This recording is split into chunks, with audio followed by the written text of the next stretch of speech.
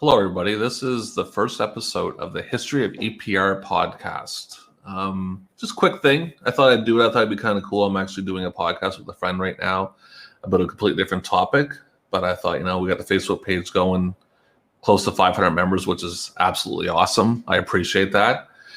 And I figured, hey, we got a bunch of videos on YouTube that I uploaded. I downloaded a few and figured that I would, share with everybody. We can kind of go over it. Everyone can watch it, talk over it. Some of these videos don't have sound, so it kind of, it can get a little boring to watch without sound. So I do have a guest today. My guest is Russell Henderson. And the reason I got Russell to come up today is he actually wrote an article about the 1974 Alexander and also the 1977 Alexander. And he was there, so I figured I'd bring him on for the first podcast. And yeah, so we'll go from there. I'll bring Russell in right now, so just give me 1 second. Hey, Russell, how are you today? Doing good, Scott. Thank you very much for having me, sir. Yeah, no problem at all. As I mentioned, the reason I did this was I did a podcast with a friend and about pro wrestling, actually, and I thought this would be kind of cool, especially the ones that had no sound, because some of them races with no sound, I don't want to say they're boring to watch, but it's a little funner to have someone on here talking about it, right? Mm-hmm. And you mentioned that you were at the 74 and the 77 one. You wrote that article, which was really good. I read that. And just a quick background, Russell, where did you, how did you start getting involved in coming to the racetrack and stuff? I thought you said there weren't going to be any hard questions, Scott. Actually, just by fluke, I guess. Our family moved right literally a stone's throw from the racetrack in 1968. And I could literally take 2 giant steps and be in the barnyard area. So that was what started us off. But also, my father was a big fan of the racing game and knew many of the owners, trainers, and drivers. So it was only natural that my brother and myself would gravitate towards the sport.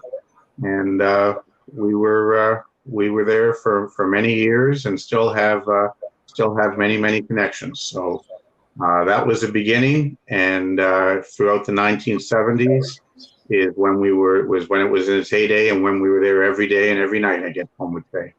Yeah. For me, I was kind of just born into it, basically. I mean, I really had no choice in the matter. My father, Terry Bernard, which a lot of you guys know, he raced for years. I was actually named after Scott Gorman. My mother told me the story. I was born on a Monday, and Bill Nicholson was racing Scott Gorman on a Saturday, and she said, "If you win, I'll name my son Scott." So that's kind of how it goes, right? My first memory is really, it's tough for me because I honestly believe I was probably there from the day I was almost born. But I remember,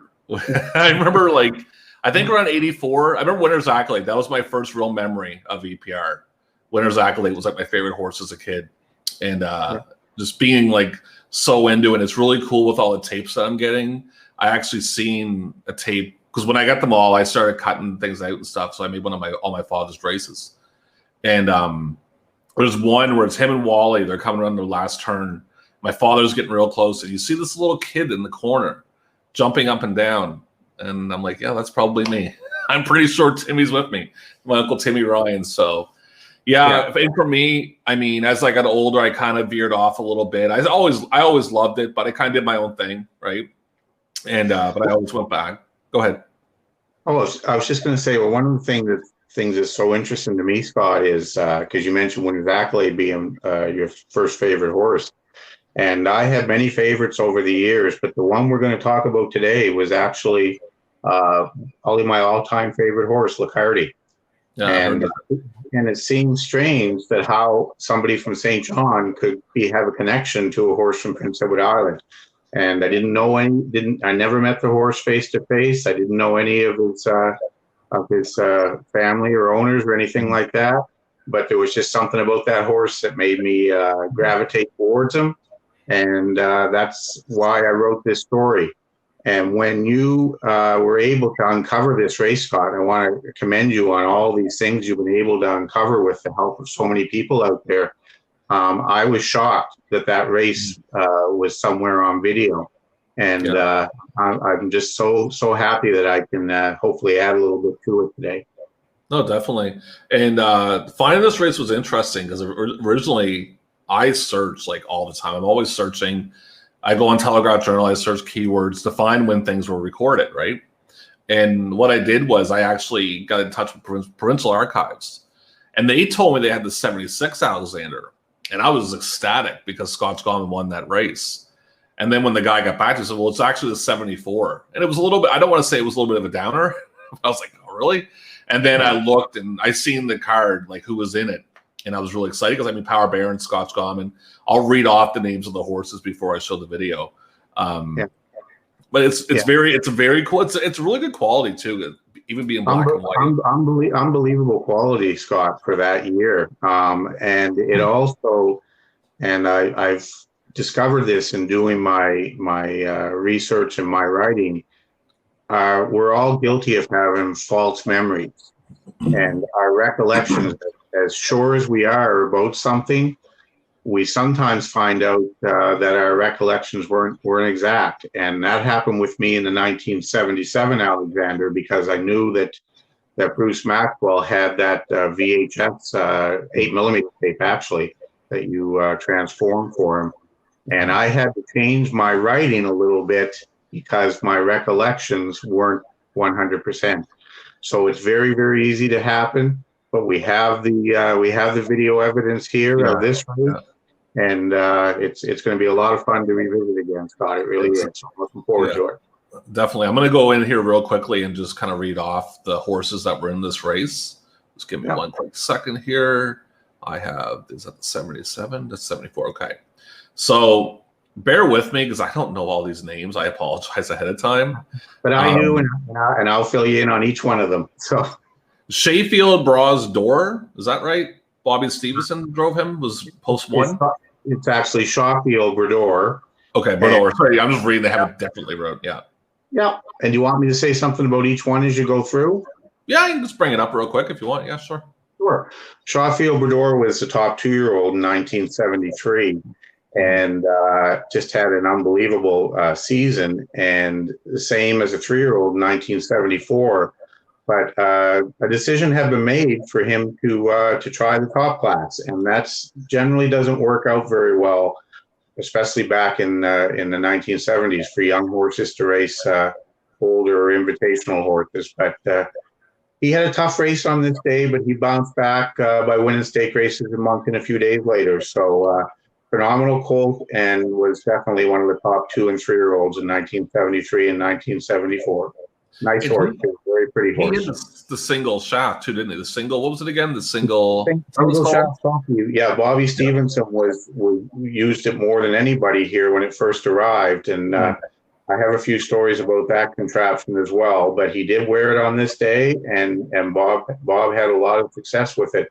With racing some of the horses. Not everybody was on board trying it, but a few folks like Bob Stevenson, and then later on Callie Rankin, they were up for anything that might improve a horse. So that was the idea behind it.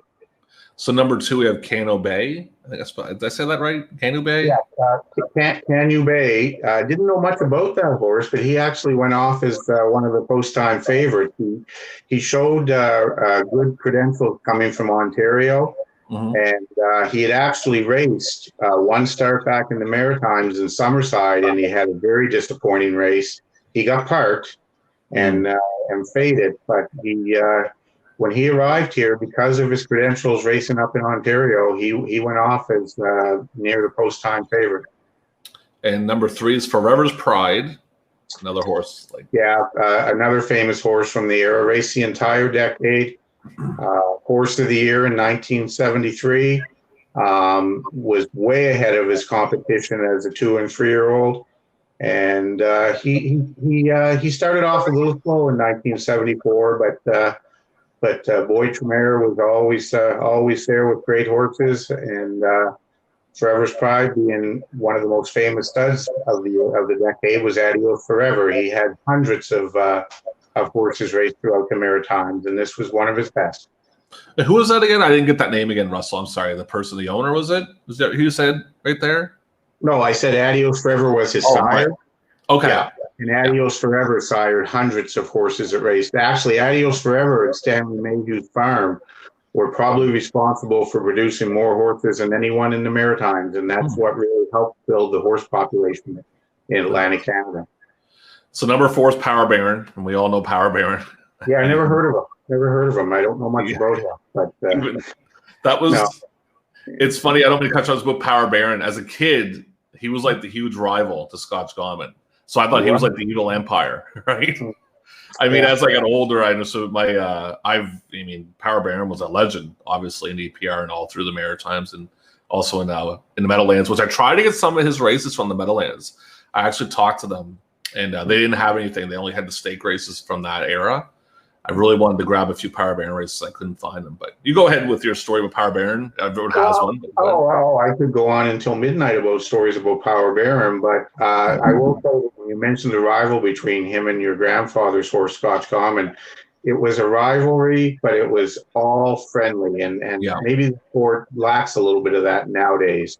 But I can tell you, because I was there firsthand, that after a big race was won by either one of them, there would be a dinner at a local restaurant, and the Doyles would be there along with your grandfather and your uncles, and it was all just great sportsmanship. That's awesome. So the rivalry is there, but there's no question that both horses pushed each other on, and it was all good. It really, really was.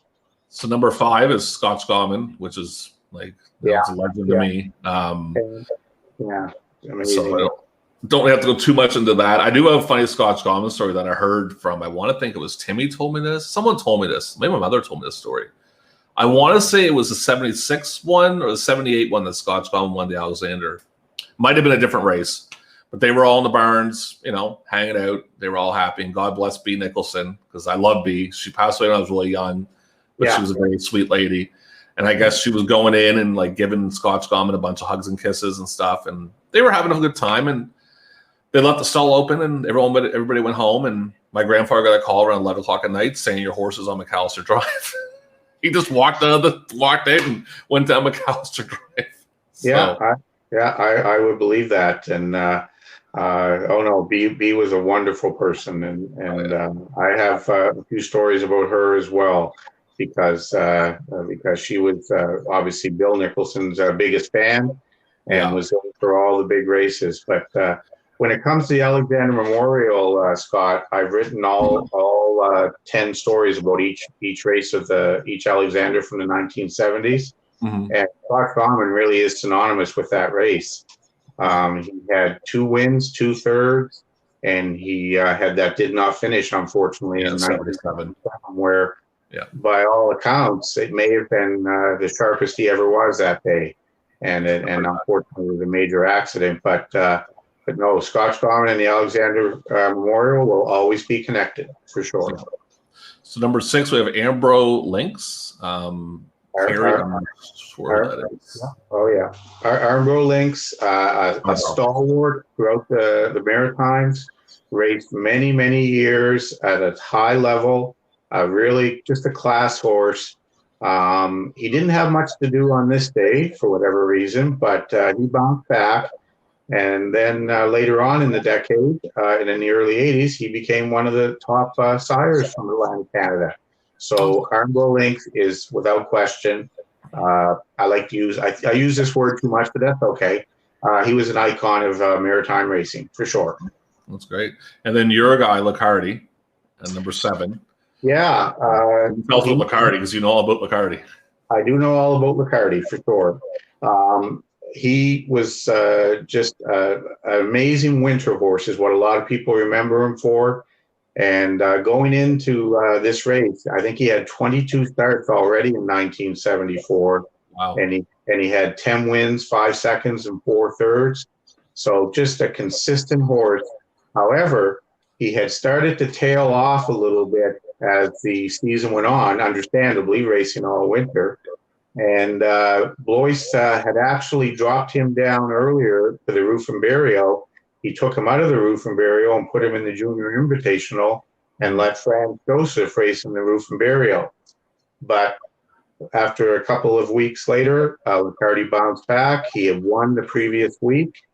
And I felt he was in line for a big upset in this race, and it turned out I was right. So he was a pretty, like, going into this race, I had the odds in front of me. And if you remember it, who would you say was the favorite of that race? I mean, Scotch Gauman had really just started, so I don't think he'd be a favorite. I think Power Baron would be the favorite more than likely, wouldn't he? Yeah, it was mostly Power Baron and Canyon Bay. And Scotch Gauman and Licardi were nobody was a real big long shot. I think the odds will flash up on the board here when we watch this video. Yeah, we see it at the end, I think.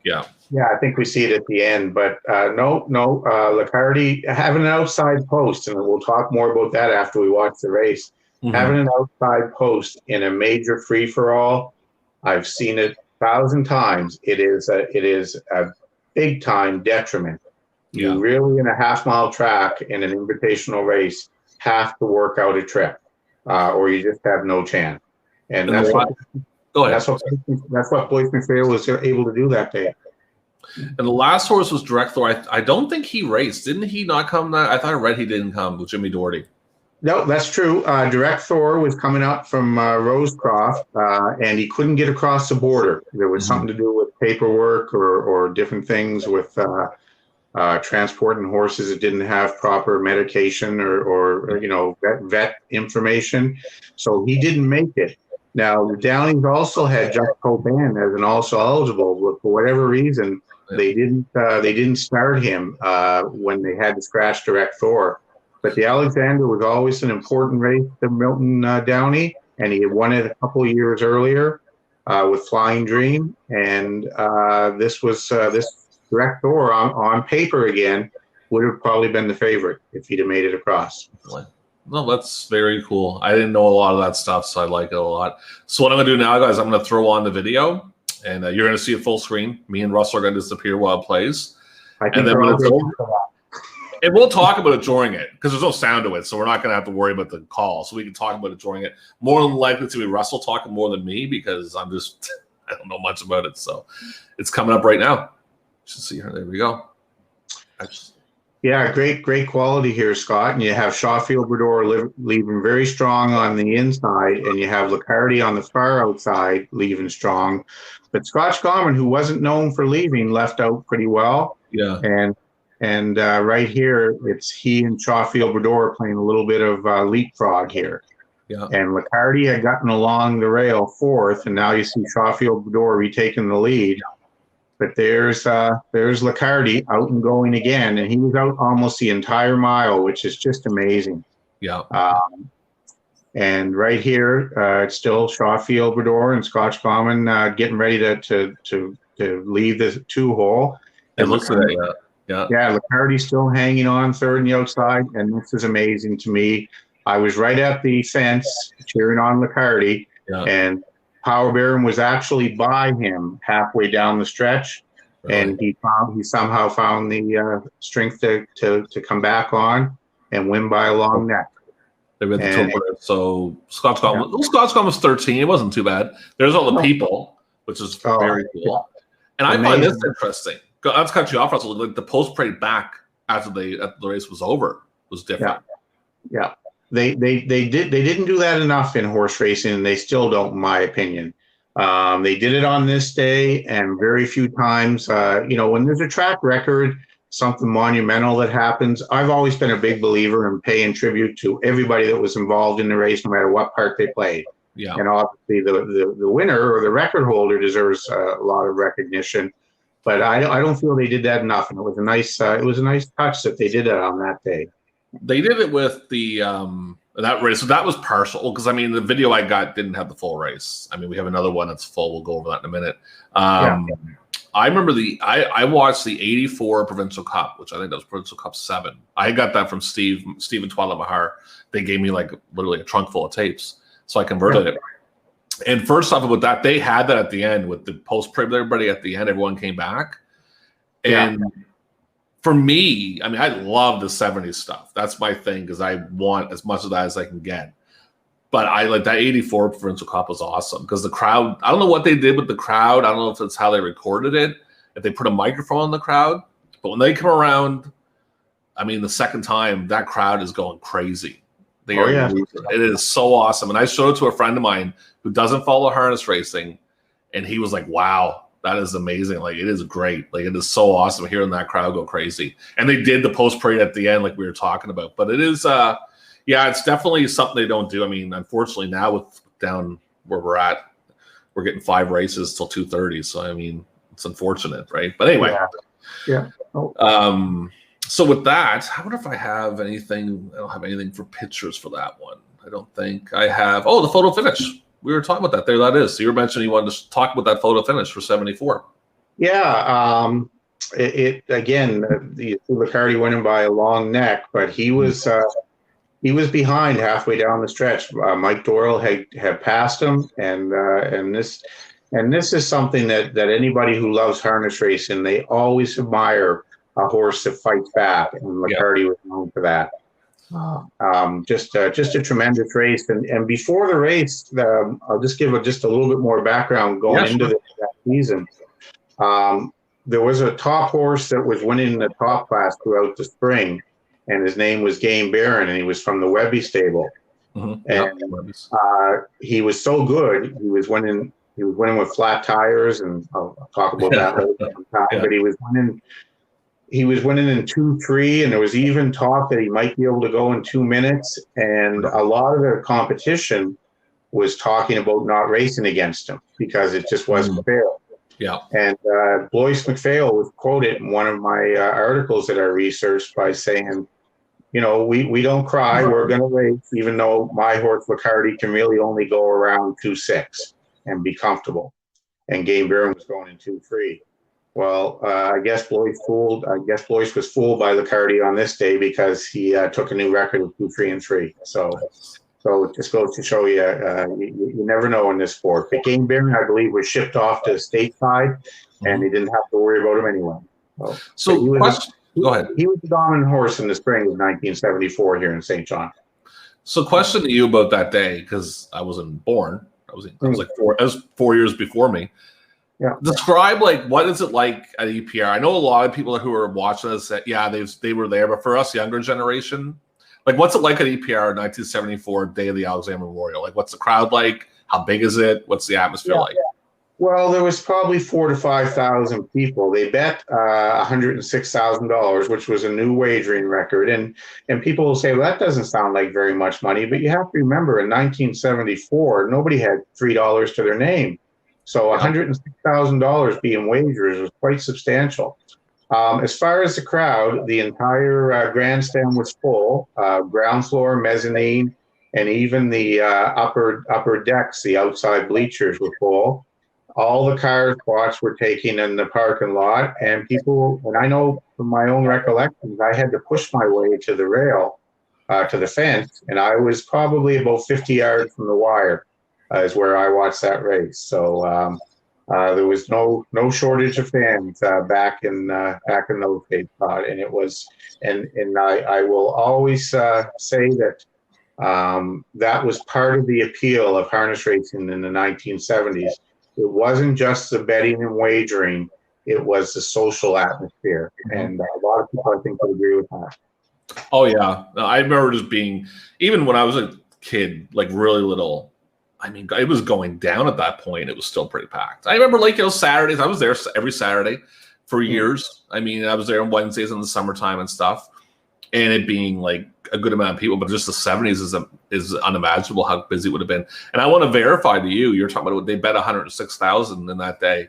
If you take that in today's money, that's $527,000. Yeah, that's what that would be if they bet that today. Oh yeah, no, the interest in wagering was growing all the time, and that's why when I say that, I don't say it lightly. The 1970s were the golden era of maritime harness racing. There's no question about it. When you look at betting figures, when you look at horse population, when you look at ownership, and when you look at just media coverage was undeniable. All those things translate into the 1970s being the golden era of maritime racing. I wish some of that media coverage could come my way, because I'm always looking. I I had an article from Vingham Palmer, an interview with him, and he talks about calling races, and this is what got me obsessed with it. He said in the article, he calls it 3 different ways: one for the crowd, one for the radio, one for TV. And this isn't like 74. I'm thinking, they're filming this. Where is this stuff at? And I mean, I've gotten to the point that I'll go to somebody and ask if they have it, like a company. If they say no, I'll try them again in 2 months. I don't even care. Like, they can't remember me. But yeah, that was a very cool race.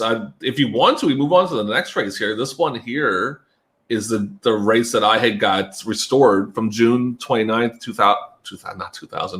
1977. And this is the one, and I'll read off the horses. I'll do my best. Belly Locks with Mo Dory, which is, I've heard that name, and that horse raced forever. Is that just me being crazy? Because I could have sworn I heard that name in like 86 or 87 on some videos. Yeah, Belly Locks raced here for many years. I knew that horse quite well, actually, because he was in a barn that I used to visit all the time. And Belly Locks was famous not necessarily for his racing career, but he was without question one of the best looking horses on the ground throughout that time. He was well bred and just had just an unbelievable build for a racehorse. And you'll see that in one of Bruce's home videos. That's the one I'm bringing up. Yeah. Where the different people are walking him. It's quite interesting. And we also have Dear Chris with Mike Doyle. Yeah. Fremont Meadow, Carl Rankin. Is it Carl Rankin? Did I get that right? Yeah, Callie Rankin. But it was Bob Stevenson that had Fremont Meadow. And then Callie would have been driving him after Bob. I think Bob moved to Foxborough. Okay. Yeah. Characterize with C. McDonald. Who's C. McDonald? That's Clyde McDonald. Clyde McDonald. Yeah, Clyde McDonald tragically passed away, I think, in 1980. Okay. But his brother Bruce is a trainer in Ontario, and his brother Ross has been a mainstay around the industry since the 1970s as well. So cool. So number 5, we have Key Rice with Marcel Burial, and again, being a kid, 1984, 85, that was like, he was the god. I mean, my father was to me. My father was the god, and Marcel was like a second. I'm pretty sure everybody else, but Marcel was like, I remember really getting into it. He was already in Montreal, and that was a big, like, he was huge. Real Estate with Don McQueen, and we have A. Moses Manor with Steve Maher. Yeah, and I don't have a lot of recollections about that horse, but that's who it is. A. Moses Manor with Steve Maher. Yeah. Royal Banner N with Steve Mason. Yeah, nice horse. A very nice horse from the Milton Downey stable that raced at a high level as well. He is kind of interesting. I write about this in one of my other stories, Scott. But there was a maiden race that took place in 1977, and or it might have been 76. Anyway, it had 3 horses: Royal Banner N, Texas Sun, who was the only racing offspring of the great Andy's son, and Baron Van Dyke. And they were racing the lowest class, and those 3 all went on to race the top class at EPR. So that's where Royal Banner N got his start. He actually won that race, and he beat Texas Sun and Baron Van Dyke. And the last horse we have is Bull Brett with Bill Nicholson Sr., which my grandfather owned Bull Brett. I heard he spent a good amount of money on Bull Brett. I don't think the investment really worked out too well for him. I think he did okay, but he wasn't. I think they would look more from him than what they got, I think. Yeah, he was bred, and he was bought to be a really good horse. And he did have some moments of success. But I think he had some health problems and different things. Yeah, he had bad luck, that horse.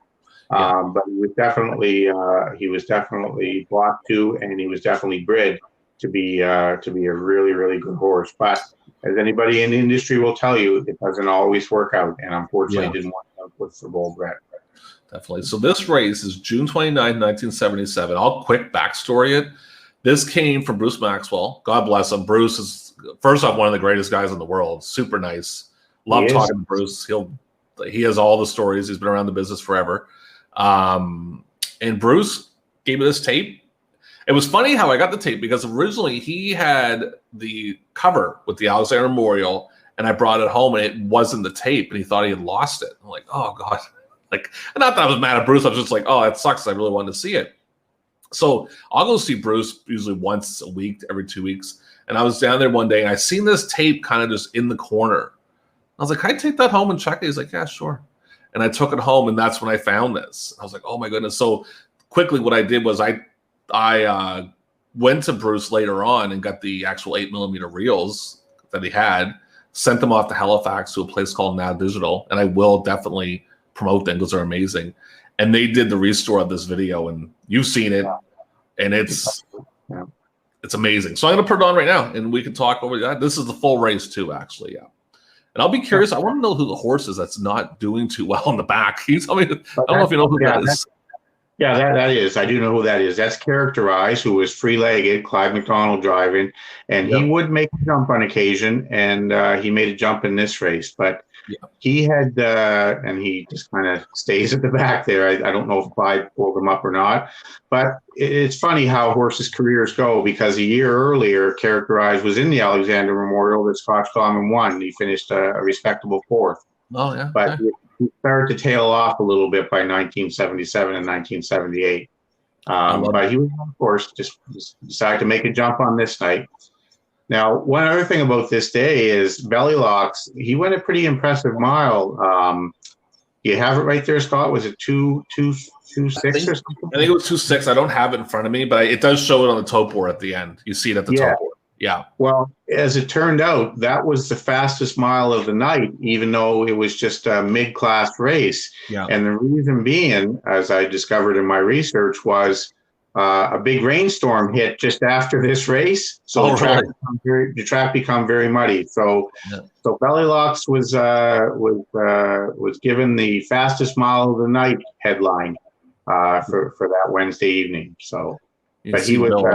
Yeah, you can see him going. He was a tremendous looking horse, and for being a stud, I will tell you that he was a very, very friendly horse. And for me to pat him, he must have been friendly, because I was always careful around the studs and horses, because you couldn't take your eye off them. They would strike at you. But Bellylocks was very, very friendly horse. I've heard. Oh, I remember one of the Nicholsons, Paula. Me and her were real close as kids. I still talk to her to this day. She almost got her finger taken off by a horse one time, which was really little. Like it was, it can be dangerous, real dangerous if you're not careful. So here comes the end here. Bellylocks is going to win it. Bull Brett was hanging on for second, but Dear Chris, my Royal Trotter, got up for second. And on the outside, third was A. Moses Wellmanor. Yeah, I think it was 2:05 they showed on the tote board. So you can see right there, you can see even back then how good a horse Bellylocks was, how good looking a horse he was. There's Rob Dorgan with Hello Blue Jay. Here comes my father here in a second, which I was pretty excited about. I kind of knew it was him originally. Once I got it restored, I could actually see him. I'll let you talk about that. So there's my father there, Terry Bernard. Yeah, that's a little mare called Crispin Star. Yeah, your father was driving out, was taken out for a warm up there. So we have that. We'll show him to come back around again. There he is again, coming back the other way. And then we're going to come to, I'm not sure, is this the one with people? Right. Yeah. Oh, there we go. There's Ingham. Yeah, Ingham Palmer, and Neil Stanton is the young kid in the jean jacket, and that's Jimmy Mason hanging out the window. And that's the first one that flashed up was Jerry Griffin. There's Bruce Maxwell and Mo Doherty with Bellylocks. And you can see right here how well mannered for a stud Bellylocks is. Yeah.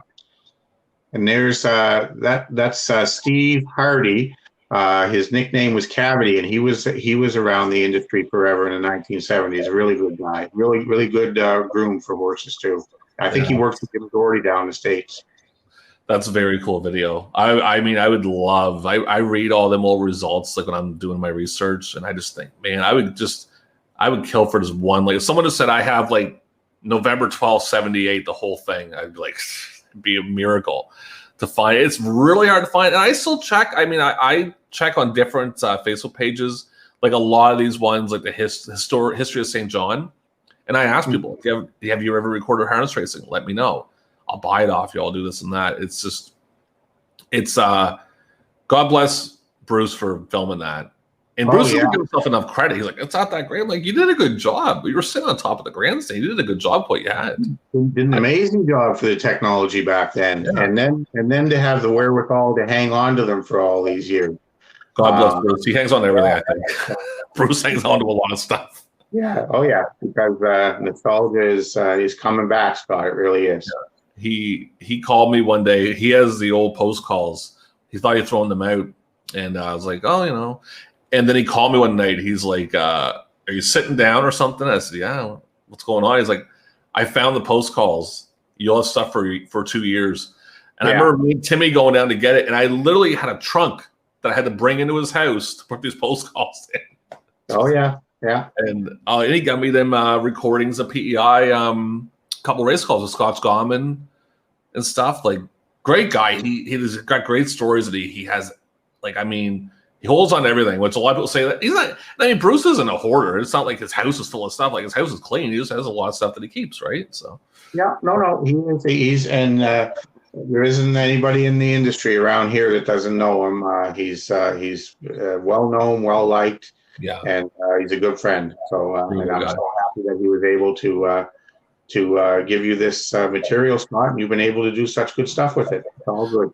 Yeah, definitely. So if you want, I mean, it's up to you. If you got anything to do, do you want to jump into the 77 Alexander for the time being, or do you want to wait and do it another time? It's up to you. No. If we might as well knock that one off too. We'll talk a little about that. Sure. Because we're up to 35 minutes. We can do that. I usually go about an hour or so. All right, so I'll bring up the horses for that race. So this is that's 74. Let me grab 7. There's 77. I'm actually gonna grab it here, and I'm actually gonna flash it here on the screen. So give me 1 second, because there it is. Now, for everyone watching, let's just full screen it. You're gonna get a better view, but that's the actual article and the Telegraph Journal the day before the race. But I'm going to talk about myself. So in that race, so we have Ranger Bill with Roy Clark. Yeah, Roy Clark had Ranger Bill, and Ranger Bill, without question, the most famous horse from Sackville Downs in this era. But he never, ever liked St. John. And that was proven to be true again on this day. He caused that accident, didn't he? He raced in the 75 Alexander, the 76, and the 77. Mm-hmm. And it's just one of those things, horses for courses. And Ranger Bill, as great a horse as he was, he just did not like the footing or the environment, I guess, of Exhibition Park. Yeah. And but he was. He again, in my opinion, was an icon of maritime racing. Ranger Bill will be right up there with Arm Rowings. So we have number 2, Scott Gorman with Bill Nicholson Sr. From what I've heard, like you said it earlier, I've heard from Timmy and Peter and everybody. Big favorite going into the race. He was winning like crazy. Had a really good warm up. I think Bill was saying he looked better than he ever did before in the warm up. Yeah. That's one of the things that were said in interviews is Bill really felt the horse was never sharper than he was on this day. Yep. And unfortunately, that would all go for nothing about 2 seconds into the race. But that's the unpredictability of horse racing, and I do believe that Scott Gorman would have had a more than a good chance to win the race for sure. So we have Traveling Boy at number 3, Billy O'Donnell, I think it is. It's weird how they have this, like, Telegraph Journal has like, it's really light shade. I can't even see half of it. But anyway, I think, am I right? Bill O'Donnell? Billy O'Donnell, who went on to become one of the top drivers in the history of the sport. And Traveling Boy, by all accounts, was one of the horses that really set his career in motion. He was a top-class horse racing down in the States. And I think Bill had a lot of success with him in Maine, a lot of success in Yonkers. And he was a class horse, and that was Bill's only start in the Alexander Memorial. He went on to win many of the biggest races in harness racing, but He did make a visit here in July 1977 with Traveling Boy, and when we watch the race, I'll speak to some of the bad luck that he had on that day as well. Yeah. So number 4, we have Amberjack E. Matthews.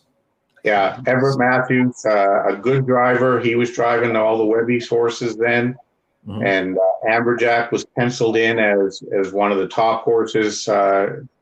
But he started to develop health problems, is my understanding. But as a 2-year-old, he broke every record in the Maritimes, and he was a great horse, Amberjack. And it's another example, I think, Scott, of what could have been if it wasn't for health problems. But I guess that can be said for a lot of racehorses. Yeah, I've seen a few in the I forget what horse it was. I think it was with Pen and Play. The horse that was with Pen and Play, the one like with that little group of horses, and he died suddenly. I forget what horse that was. Yeah, that was Kuiko. Yes, that's exactly it. I was going through the post calls doing some stuff, and I was like, wow, like he died. It kind of took me by surprise. Yeah. So Amberjack. So number 5, we got Murdoch with, I can't even see the name. That's how light this is. Rolston. Yeah. Am I right? Bill Rolston from the island. Murdoch was a top stakes colt as a 3-year-old, and now he was trying his luck with the invitational horses. A real handsome horse. When I wrote the story of the 77 Alexander, I mentioned that he was a really good looking horse, and unfortunately he got tangled up in this mess that we're about to see. And then Tasty Treat, we all know that he won it with B. Bernard. I can't remember the first name. Who was Blair Bernard. Blair Bernard, yeah. And this is what I refer to in my story on this race as poetic justice, that Tasty Treat won this race, because Blair Bernard had a lot of class horses, a class stable, good horsemen, and he never got invited, which shocked me when I did all of my research. Phantom LaBelle was one of my favorite horses, and Phantom LaBelle never got invited to the Alexander, even though he raced the top class during 72, 72, 74. He never got invited to the Alexander Memorial. But lo and behold, Blair Bernard gets invited with Tasty Treat, who was a wonderful class horse as well. And the racing gods made things right on this day in a way, Scott. Yeah. Tasty Treat won that race for the Bernard family, in my opinion. Number 7, we have John III with Emile Bernard. Emile Bernard's name, am I right?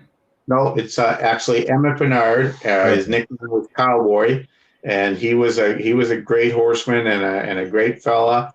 And John III, again, I'm going to use that term, without question, an icon of maritime racing. I write extensively about that horse for his consistency. And he kept rebounding. As soon as you thought he was going to start to tail off because of age, he had a resurrection. And he had a lot of success in St. John and a lot of success in Prince Edward Island.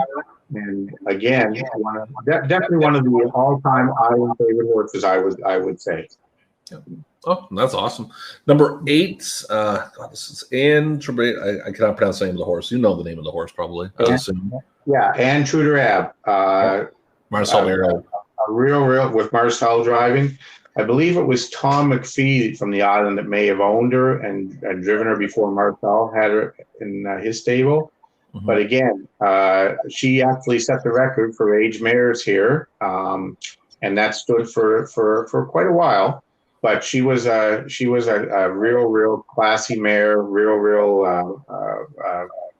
I like to call a bully horse. She really wanted to race, and even though she was in tough on this day, racing the top class, she performed well and showed a good account of herself. A real nice mare, and one that I certainly remember very well.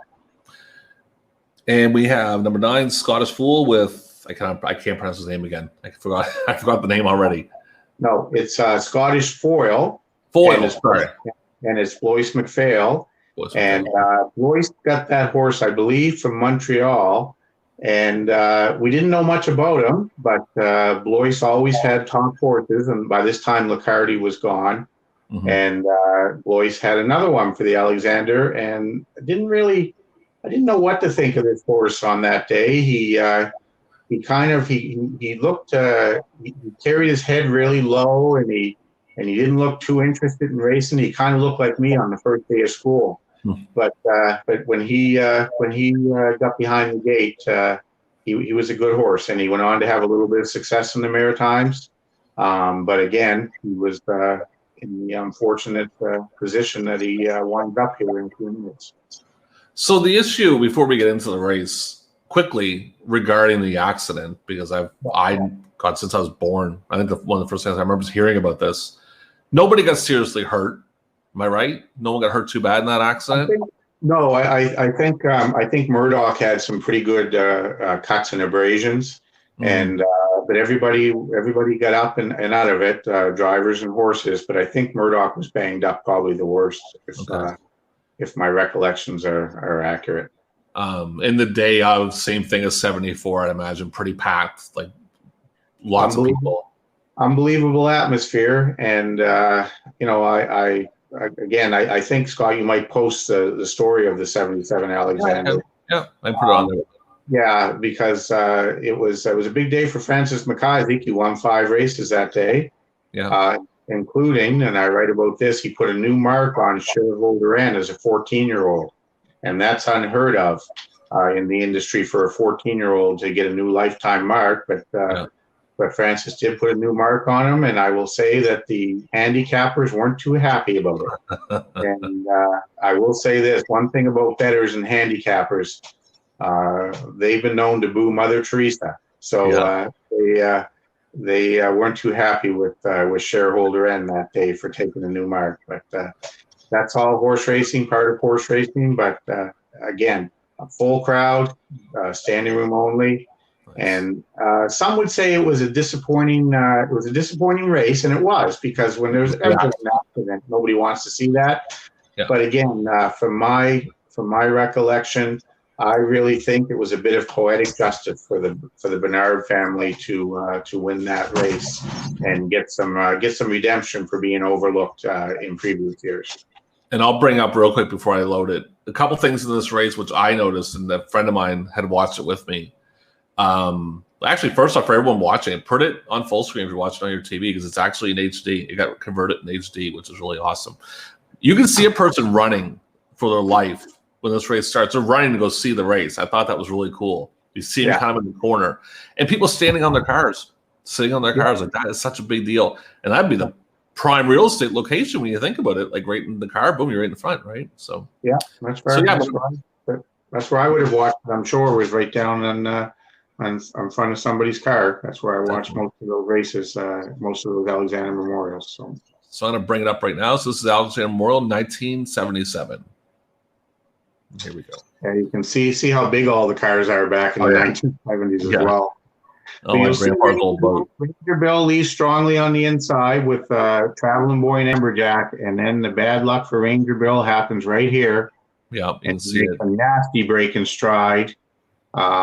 Scotch Gorman, Murdoch got his leg caught in Scotch Gorman's sulky, and Scottish Foil, who was trailing 9 position behind Ranger Bill, he had no choice. He went right over the gang that got all tangled up as well. So it left Traveling Boy and Amberjack off by them. They were off by themselves at first, but then you have John III and Pasty Treat and Antruder Ave catching up a little bit.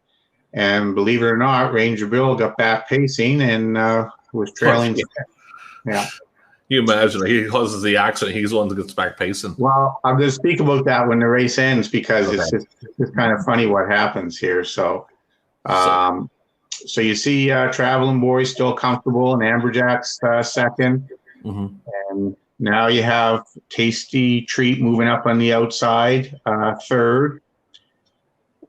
And they're avoiding the crowd, obviously, now because of the accident. The Good Samaritans are out there. They set up a perimeter so nobody causes any more damage to the horses that are still in distress. But right here is Traveling Boy and Amberjack are going to settle it, and that's all there is to it. Everybody else is behind them. Yeah, but misfortune strikes again here, because Traveling Boy is about to go on the run. Mm-hmm. And he hooks wheels with Amberjack. Yeah, because I remember seeing this and not knowing what this was. But yeah, keep going. Keep telling the story. Yeah, no, he hooked wheels with amberjack, and because of that, this is where that good fortune from the racing gods, Tasty Treat, gets up the inside, and even though amberjack is still on top right here, Tasty Treat fought up of the inside and took it at the wire. And you see Ann Truderab get up for third, and John the third, fourth, and there's Traveling Boy, a little bit bewildered, still on the run. Now here's the injustice for Traveling Boy. The race was going for $10,000. Yeah. And Ranger Bill clearly caused the accident and should have been disqualified. But for whatever reason, the judges didn't disqualify him. They kept him in fifth place. So Traveling Boy never even got the $500 he was entitled to for being placed fifth. So that was another probably a little bit of a sore spot. But again, it happens in horse racing where officials make mistakes, and that one that was a really tough day for Billy O'Donnell on that horse, because Traveling Boy might have won the race had he not gone on the run. We just have here. That's Neil Kelly, and I don't know who the horse is, but that's Neil Kelly, who was a friend of Bruce Maxwell's and a friend of Mo Doherty's. And I think my father too. I think my father was friends with him too. I think. Yeah, and your father was friends with Neil as well. Yeah. That's him coming off for a little jog. There's Mo Doherty and Neil taking the horse, and this is Bruce filming all this, I'm sure. Yeah. And there's Gordy Shannon, a longtime person from the Barn area, a real character, nice older gentleman. So yeah, it's great the things that Bruce was able to capture on 8mm film. I'm going to bring up real quick before we get done here. This is the article in the newspaper on the Monday. Yeah. Tasty Treat stays on nimble feet, and that's exactly how it describes it. Is Blair Bernard, took the inside route and got through all the chaos, and as I said, he was a class horse, Tasty Treat, and a class table, and sometimes in this sport, you have a way of evening like we did on this day. Well, that's awesome. That was awesome, Russell. I appreciate you coming on and sharing your stories. It's really, I love hearing these old stories. They're awesome because, like I said, I came in, 85 maybe is my earliest memory. So I do appreciate you coming on. That was a really good time. And you have some really cool stories, and that was great. Scott, thank you for having me, Scott. And I don't know much in this world, but I do know a little bit about 1970s maritime horses. Yeah. So maybe we'll do it again sometime. Thanks very much. Thanks a lot, Russell. I appreciate it. We'll definitely talk soon. Thanks a lot. Bye-bye. So that's the first episode. We might go and do it some more. I have so many videos. I liked just having people on telling old stories and stuff. So hope everybody enjoyed. And, leave a comment, subscribe to the YouTube page. I understand not everybody goes on YouTube and has an account. If you do have an account, subscribe. Use the notification bell because you'll get the first notifications when videos go up. Comment, okay. So that is that. Thank you for everybody watching, and have a great day.